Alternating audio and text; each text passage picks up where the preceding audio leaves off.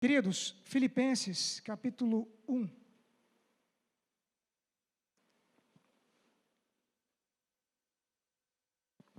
Eu quero convidá-los a que os irmãos acompanhem comigo a leitura do verso 3 até o verso de número 11.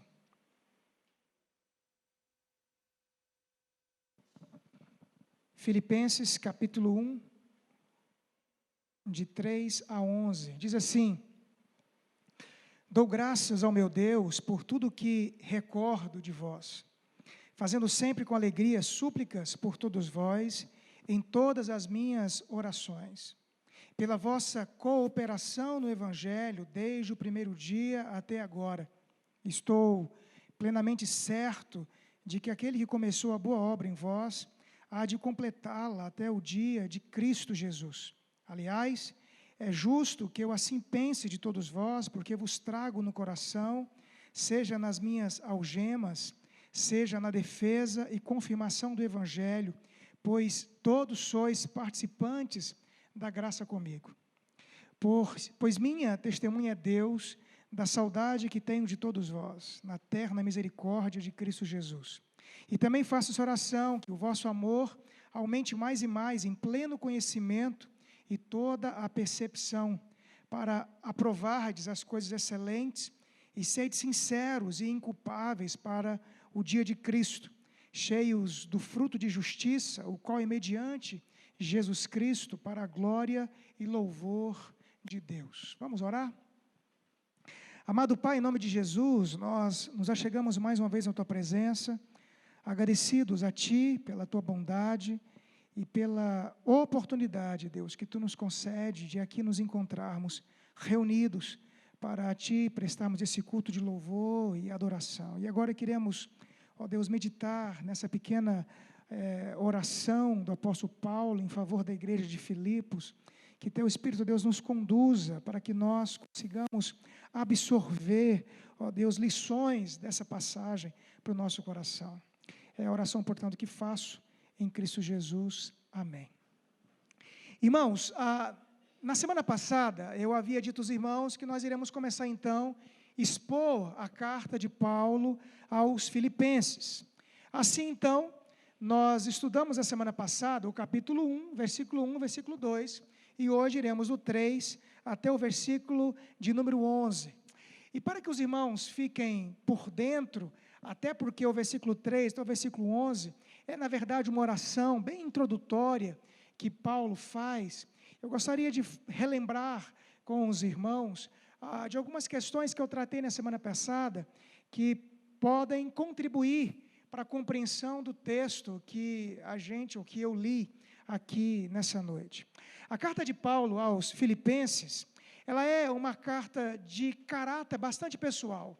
Ainda que Paulo tenha escrito para uma comunidade, ele escreveu dentro de uma circunstância, dentro de um contexto muito difícil, ou pelo menos não muito habitual. Paulo estava encarcerado por causa do Evangelho e com todas as probabilidades na cidade de Roma. Portanto, longe daquela liberdade plena que ele tinha, ainda que em Roma ele tivesse condições de pregar do Evangelho, mas estava encarcerado, estava em algemas, como ele mesmo vai dizer, por causa do Evangelho de Cristo Jesus. A igreja de Filipos era uma igreja que amava o apóstolo Paulo. Paulo fundou aquela comunidade e tinha com Paulo uma profunda amizade. E comovido diante da situação do apóstolo Paulo, enviou a ele um mensageiro, conhecido por Epafrodito. Este homem, portanto, viajou aí por volta de 1.280 quilômetros, até chegar na cidade de Roma, levando donativos da igreja de Filipos. Paulo ficou agradecido, Paulo ficou animado, alegre, mas o mensageiro adoeceu. E aí então Paulo tem que mandá-lo de volta, e Paulo chega a dizer que era a saudade que ele tinha dos irmãos. E aí então, por mão daquele mensageiro, Paulo encaminha essa carta. E é, portanto, uma carta que fala de alegria. É de uma carta que fala da grandeza do Evangelho na vida de alguém.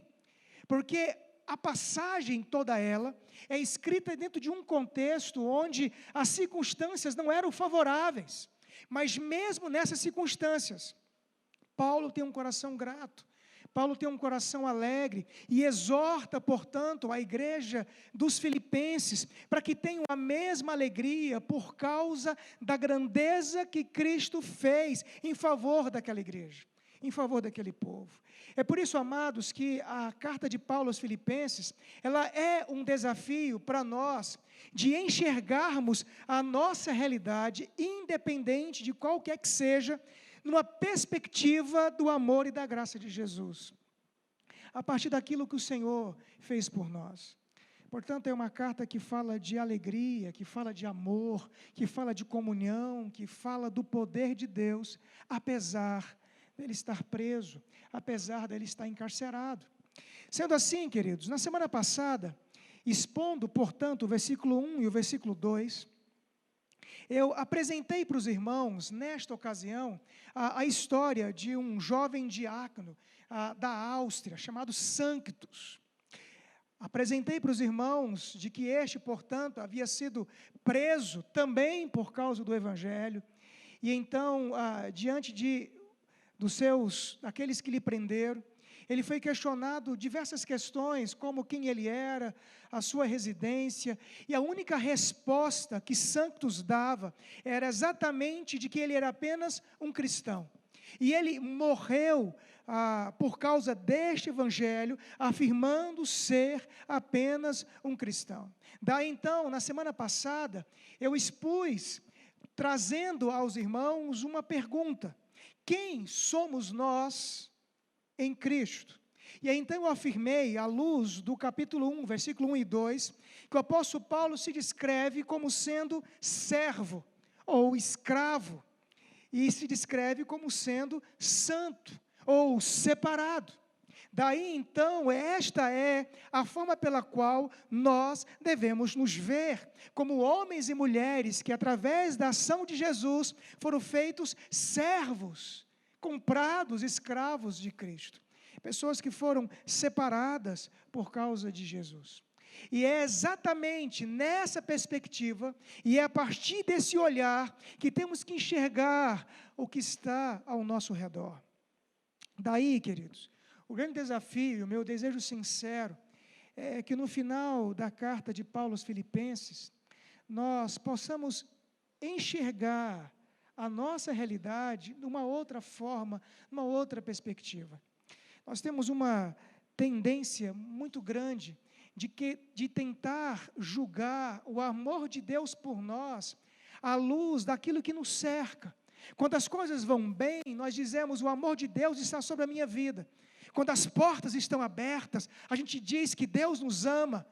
Mas quando as portas se fecham, quando as circunstâncias são não favoráveis, quando a nossa vida passa por conflitos, nós começamos a ser bombardeados com perguntas e começamos então a acusar a Deus de que não nos ama mais.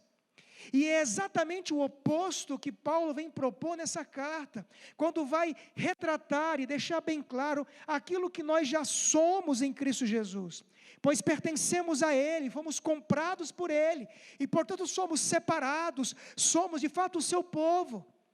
E ao entender isto, e ao compreender essa verdade, a nossa perspectiva do nosso mundo ao redor é alterada, pois nós iremos julgar todas as coisas, não pelas circunstâncias que nos cercam, mas pelo amor de Cristo derramado por nós naquela cruz. Estão me entendendo? Sim, amados. É essa perspectiva que deve cercar o nosso olhar, pois todas as vezes que nós olhamos ao redor e julgamos o amor de Deus por nós, à luz daquilo que nos cerca, nós estaremos perdidos. Mas quando nós olhamos para o amor do Evangelho, o amor de Jesus, a grandeza do que Ele fez por nós naquela cruz, e olhamos ao redor e as coisas estão difíceis, estamos encarcerados como Paulo, o nosso coração encontra alegria, nós encontramos paz, por causa do eterno amor de Deus por nós. Portanto, na semana passada eu concluí dizendo que nós temos que entender a nossa condição em Cristo. Devemos entender que somos santos e, portanto, pertencemos a Ele. E nós fomos comprados pelo seu precioso sangue. Então, há quem nos reina, e há quem nos cerca, e há quem nos conduz. E é a partir dessa perspectiva, é desse olhar, que temos que enxergar ao redor. E isto continua aqui no verso 3 ao versículo 11.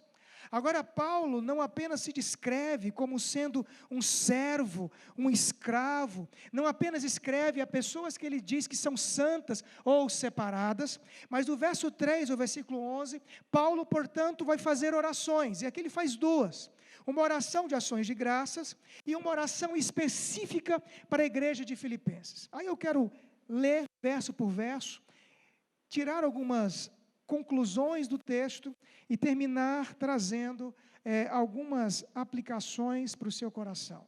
Até aqui, todo mundo está firme? Todo mundo entendeu o que eu disse? O resumo da semana passada? Beleza? Então, ótimo, vamos continuar. Vamos então ao versículo 3. Então, Paulo vai orar. Vamos caminhar na oração de Paulo. Paulo diz assim, referindo-se à igreja de Filipos: dou graças ao meu Deus por tudo que me recordo de vós. Aqui você percebe o amor de Deus por aquela igreja, pela intimidade que Paulo tinha com aqueles irmãos. Aí ele diz, fazendo sempre com alegria, súplicas por todos vós, em todas as minhas orações. E aí então Paulo vai destacar o que ele ora, e qual é o conteúdo da sua oração. Versículo 5 fala assim: pela vossa cooperação no Evangelho, desde o primeiro dia até agora. Versículo 6. Estou plenamente certo de que aquele que começou a boa obra em vós, há de completá-la até ao dia de Cristo Jesus. Primeira parte da oração de Paulo é com alegria, súplicas por aquela igreja, e ele orava, e ele destaca dois elementos ao descrever a sua oração em favor da igreja de Filipenses. Primeira delas, pelo fato de que aquela igreja cooperou no Evangelho, desde o primeiro dia. Essa palavra cooperar, ela pode ser bem traduzida por comunhão, o que vai ser muito comum na carta de Filipenses. Portanto, pela vossa comunhão no Evangelho. Perceba o que Paulo está dizendo. Paulo quer deixar bem claro que ele louva a Deus, que ele se alegra no Senhor, porque o Evangelho que foi pregado àquele povo, o Evangelho de Cristo Jesus, alterou naquela comunidade a perspectiva de tal forma que o Evangelho gerava neles uma cooperação, ou em outras palavras, gerava neles uma comunhão de graça, de afeto, de fé, de amor. Esse estreitamento que havia daquela igreja para com Paulo, de uns para com os outros, era objeto da ação de Cristo, do Evangelho que foi pregado. A cooperação que eles tinham no reino, e uns com os outros, era fruto do Evangelho. Não era simplesmente uma associação comum e qualquer, de pessoas que pensavam iguais, mas de pessoas que foram objetos do Evangelho, da ação direta daquilo que Cristo fez. Então Paulo se alegra, e essa comunhão era uma comunhão genuína, sincera, por causa daquilo que decorria, que era o Evangelho. Eu vou explicar o Evangelho. Aí Paulo continua dizendo: eu também oro por vocês, porque eu estou convicto, é o que Paulo está dizendo, que o mesmo Cristo que começou a obra em vocês, Ele vai completá-la. Isso aponta claramente para a certeza que Paulo tinha de que aquela igreja era uma igreja fiel, convertida ao Senhor, mas também traz ao coração daqueles leitores uma verdade profunda de que a obra de Cristo, ela não fica pelo meio do caminho. O Evangelho, uma vez pregado, uma vez que alcança o coração do homem, ele começa um processo e ele termina esse processo. E isso tem que gerar no nosso coração uma certeza e uma paz profunda de que aquele que começou a trabalhar em nós vai nos levar até o fim.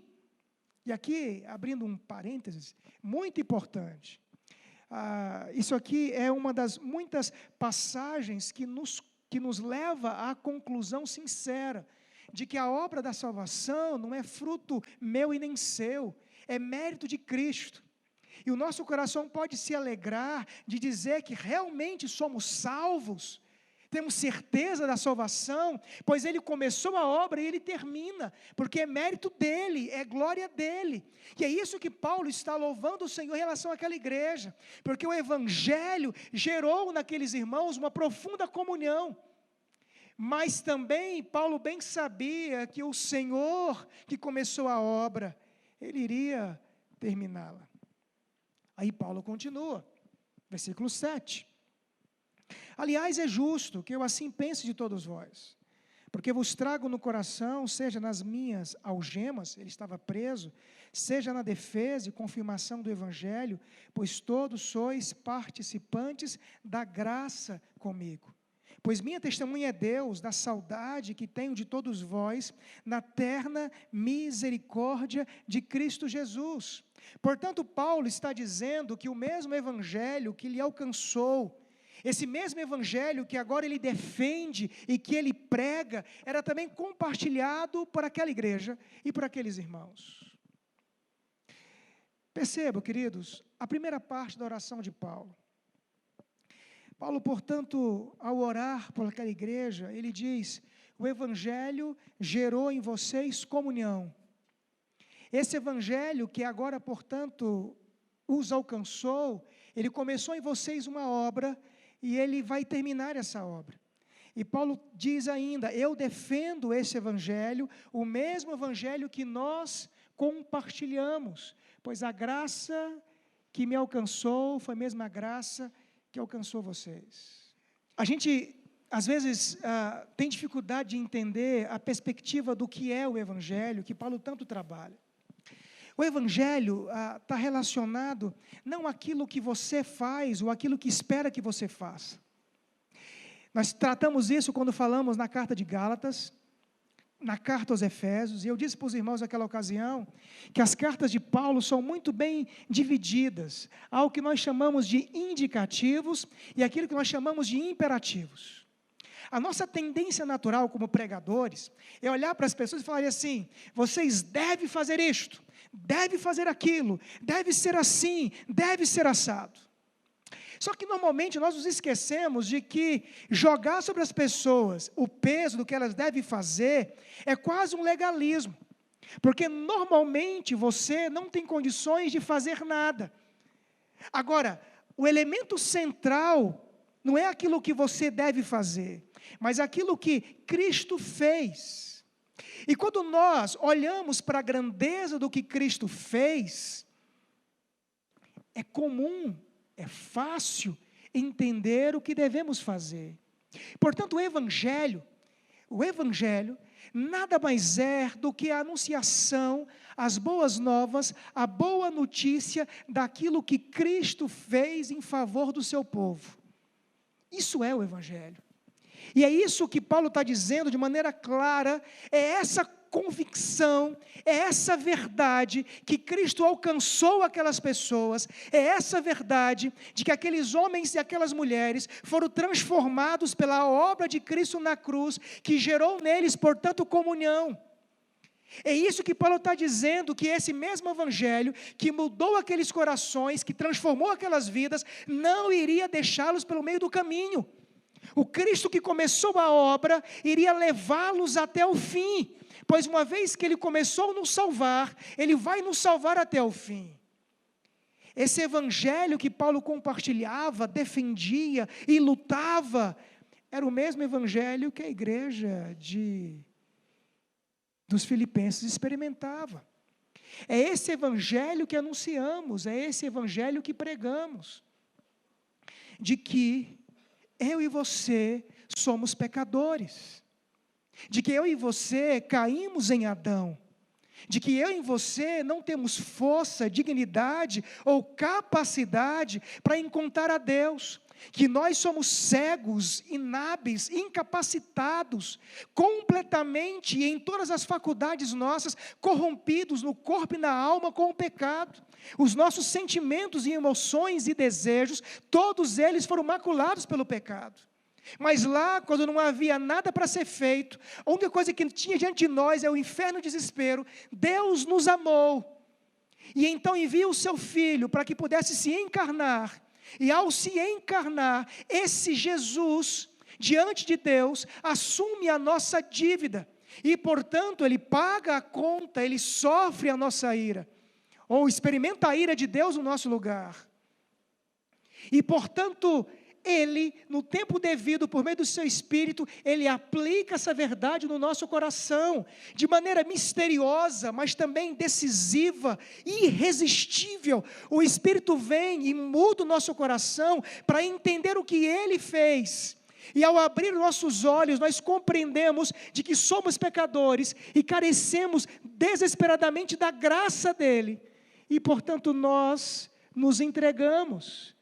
E ao nos entregar a este Jesus, vivemos na sua companhia, e porque dependemos dEle todos os dias, entregamos a Ele a nossa vida, para que Ele nos conduza. Portanto, não há mérito nenhum da nossa parte, não há mérito nenhum da igreja de Filipos, todo o mérito é do Senhor, pois Ele fez tudo que era necessário, e o que Ele espera, portanto, de mim, é que eu reaja, e reagirei por causa da ação do Espírito Santo, diante do seu amor em nosso favor. Está claro isso, irmãos? Ou não? Claro? É isso que Paulo está dizendo. É o que o Evangelho fez. O Evangelho é o que Cristo fez. E é por isso que todas as vezes que nós confiamos demais de nós mesmos, nós caímos. É por isso que todas as vezes que nós achamos que temos força suficiente, a gente cai. É por isso que a Escritura nos aponta a estarmos em Cristo, vivermos a dependência de Cristo, experimentar da sua companhia todos os dias.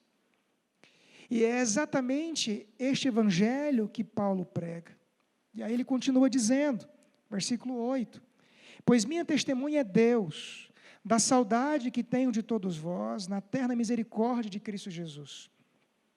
Aí ele faz uma segunda oração, e também faço esta oração, que o vosso amor aumente mais e mais, mas ele acrescenta, em pleno conhecimento e toda a percepção, para aprovardes as coisas excelentes, sede sinceros e inculpáveis para o dia de Cristo, cheios do fruto da justiça, o qual é mediante Jesus Cristo, para a glória e louvor de Deus. Paulo diz, olha, eu oro para que vocês se amem mais, porque ele diz lá atrás que o evangelho que os alcançou, os fez se amarem, gerou diante deles uma comunhão sincera, e a oração de Paulo é que eles se amem mais. Mas é um amor que pressupõe entendimento, é um amor que pressupõe compreensão. E essa compreensão tem a ver também com o evangelho, para que a gente possa ser aprovado, possamos ser achados no dia de Cristo inculpáveis. E ele vai deixar bem claro que tudo isso é mediante a obra que Cristo fez.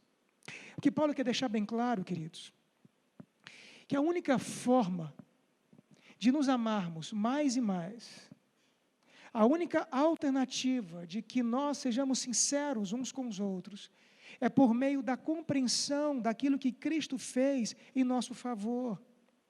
A forma mais sincera de amarmos as pessoas é entender e ser objeto do amor de Deus. E uma vez que compreendemos o amor de Deus em nosso favor, nós entendemos o que devemos fazer para com as pessoas. É por isso que ele deixa bem claro de que ele ora para que esse amor aumente mais e mais, em pleno conhecimento e toda a percepção de quê? Do Evangelho. Vou dar um exemplo aqui. Jesus certa vez citou uma parábola, a parábola do credor incompassivo. Lembra dessa parábola? E essa parábola ela está relacionada a um discurso que começa relacionado ao perdão. Mas lá naquela parábola, Cristo então diz que um senhor chamou um servo para que pudesse esse servo prestar contas. E então, não tendo o que pagar, diz então a parábola que o Senhor mandou que ele fosse preso.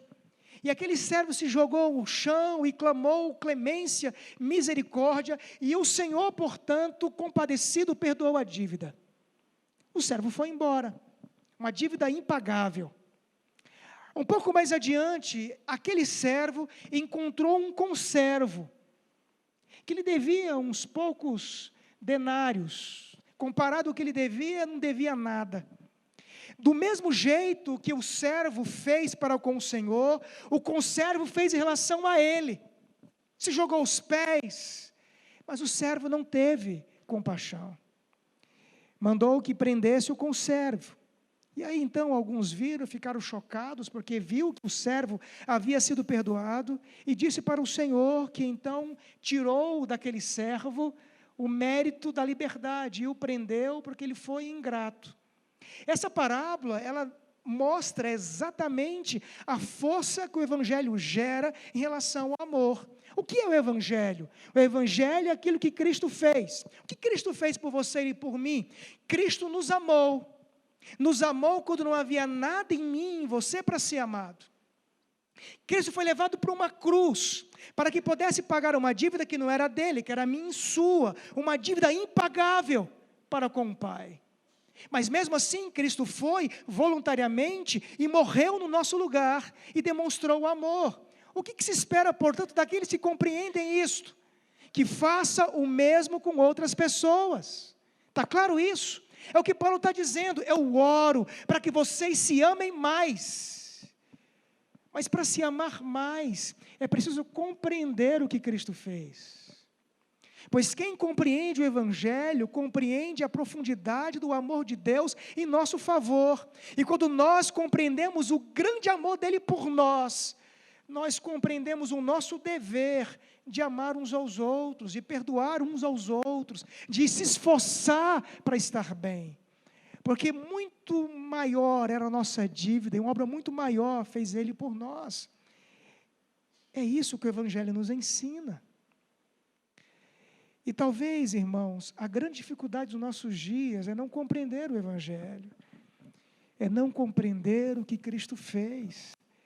É por isso que as igrejas é cheio de pessoas legalistas, cheio de pessoas que querem se justificar o tempo inteiro, dizendo o quão bom elas são, quão belas elas são, o que elas fazem, o que elas deixam de fazer, e ignoram o que Cristo fez.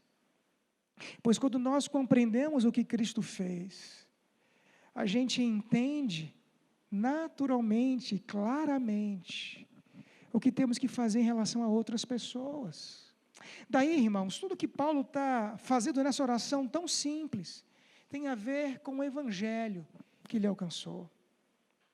Portanto, Paulo diz, eu dou graças a Deus, pela comunhão que vocês têm no Evangelho. O que Cristo fez, os fez viver em comunhão. Paulo diz, o que Cristo fez é eterno. Ele não vai deixar o seu povo no meio do caminho, pois o Evangelho nos ensina que Cristo salva, verdadeiramente Ele salva. O Evangelho, portanto, nos desafia a nos amar, ao olhar para aquilo que Cristo fez. Portanto, Paulo, na sua oração, ele deixa bem claro a grandeza da obra de Cristo Jesus. Ficou claro para você? Aí então, queridos, eu quero caminhar para o fim, trazendo algumas aplicações. Eu espero que você tenha entendido a proposta. A linguagem nem sempre é tão simples, mas a conclusão é olhar para o que Cristo fez. E aí, então, eu quero trazer algumas aplicações para o seu coração. Primeiro, o Evangelho, ou seja, o que Cristo fez, é a razão de nós sermos igreja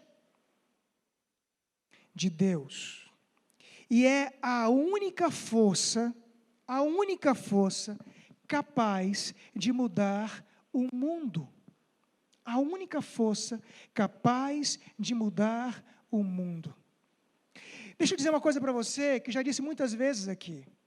Quando Paulo diz que ele trazia as algemas, nas suas algemas, a defesa e a confirmação do Evangelho, é porque Paulo tinha a plena certeza, o que ele vai dizer para os romanos, de que ele não se envergonha, porque ele tinha certeza de que o Evangelho é o poder de Deus. Porque a única coisa capaz de mudar o ser humano é ele compreender o que Cristo fez. É a única forma capaz de mudar o coração de um homem, é ele compreender o que Cristo fez. É compreender que ele é pecador, que ele está destinado ao inferno. E a única alternativa que esse indivíduo tem é que a graça daquilo que Cristo fez lhe alcance. Portanto, não haveria outro assunto, não haveria outra palavra para pregarmos a não ser esta: aquilo que Cristo fez. Nós esperamos demais de que a política nos transforme. Nós esperamos demais que a educação, que a economia e coisas de toda essa natureza nos transformem. O máximo que elas podem nos fazer é nos domesticar, é nos fazer mais civilizados, que respeitam os limites de um e de outro. Mas mudar o coração de um homem, só o Evangelho de Jesus. Você pode pegar os países mais ricos, desenvolvidos, eles são bem domesticados, eles foram bem educados, eles cumprem bem os seus limites, respeitam as regras como nenhum outro. Mas o que muda o coração deles é eles entenderem o que Cristo fez. É por isso que Deus tem levantado missionários para ir para países ricos, porque eles ficaram ricos, mas eles não sabem o que realmente é viver. A única questão que é capaz de mudar o mundo é o Evangelho. E é por isso, queridos, que nós precisamos trazer o Evangelho de Cristo para as nossas vidas. Temos que trazer o Evangelho de Cristo para os nossos lares, para os nossos casamentos, para a criação dos nossos filhos, para a nossa vida cotidiana. O que Paulo quer mostrar claramente para essa igreja é que a comunhão que eles tinham era fruto daquilo que Cristo fez. O que Paulo quer mostrar para essa igreja é que o amor que eles sentiam uns pelos outros, isso era possível por causa daquilo que Cristo fez. Daí então, nós devemos trazer ao nosso coração, à nossa casa, aos nossos casamentos, aos nossos filhos, aquilo que Cristo fez. Temos que mostrá-lo todos os dias, o que somos. E que diante daquilo que somos, terríveis pecadores, o amor do Senhor nos alcançou e nos transformou. E tudo que eu preciso para viver, para experimentar de alegria, eu encontro em Cristo Jesus. Eu encontro naquilo que Cristo fez no Evangelho. As boas novas que um coração de uma pessoa precisa é que ele precisa ouvir o que Cristo fez em seu favor. Irmãos, eu afirmo de forma categórica que grande parte das nossas frustrações, de nossas decepções e angústias, é porque nós colocamos todas as coisas no lugar errado e nas pessoas erradas. A gente espera demais de nós mesmos, esperamos demais daquilo que a gente vai fazer, nós esperamos demais das pessoas, esperamos demais dos recursos, e nos esquecemos de que tudo aquilo que nós realmente precisamos para encontrar plena alegria, Cristo fez naquela cruz.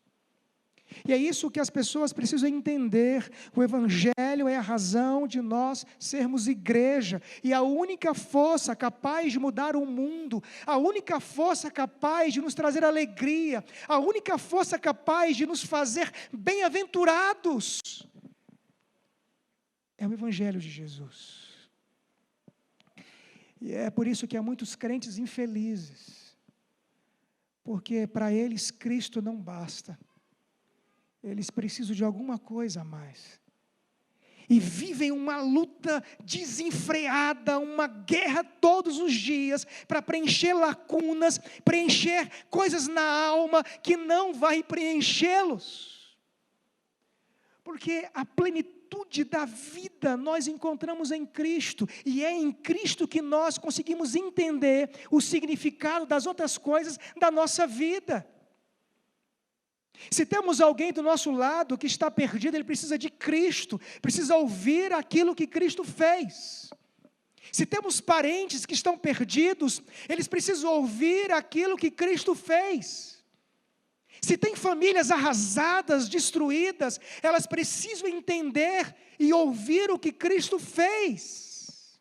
Porque nós achamos que temos que fazer isso, fazer aquilo, temos que pegar esse exemplo, aquele exemplo, e nos esquecemos de olhar para aquilo e viver a partir daquilo que Cristo fez. Temos que viver isto e aplicar isso no nosso dia a dia.